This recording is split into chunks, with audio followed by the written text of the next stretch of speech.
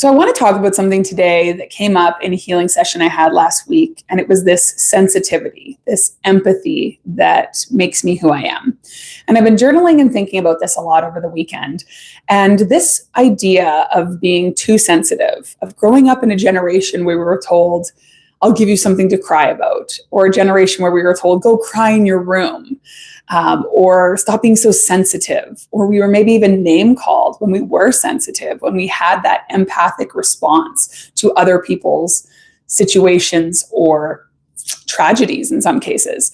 And we've been dealing with this community tragedy here in Medicine Hat for the last week or so. And that empathy's really been activated, not only in myself, but in my kids who go to the same school as this boy who lost his life. And this idea of allowing yourself to cry is something that I really struggle with. And it makes a lot of sense when we look at our ancestral background, because we did have parents who were taught that emotions were bad. So when they were raising us, it was go to your room to cry. It was, I'll give you something to cry about. And allowing this permission for your sensitivity to awaken is something that I've really noticed has helped me calm that sense of hypervigilance, of anxiety, of that nervous system that's always on and always bracing and always planning in many beautiful ways.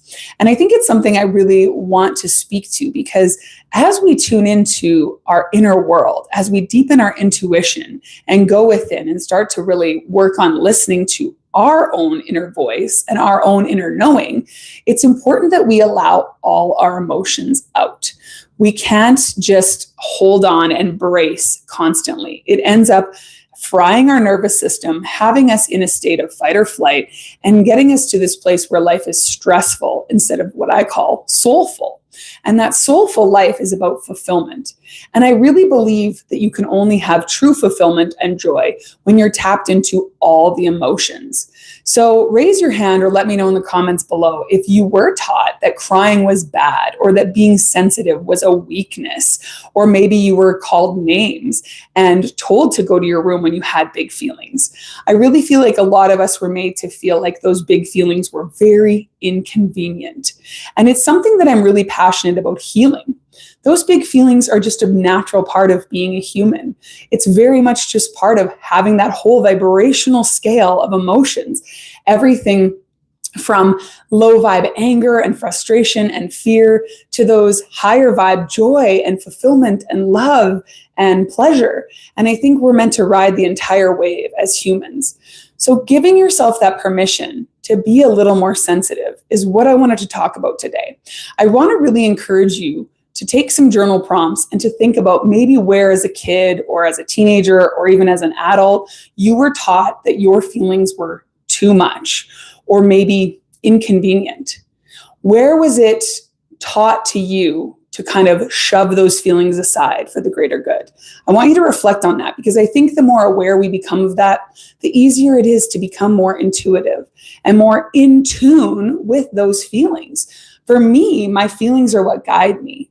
It's what helps me to be intuitive, not only as a mom and as a leader, but as a speaker and an author and a wife and a friend. And having that empathy is what we need in this world as we kind of move towards this new age where we're meant to connect genuinely and to really feel what other people are feeling. How do we do that if we're constantly in fight or flight, bracing for the worst?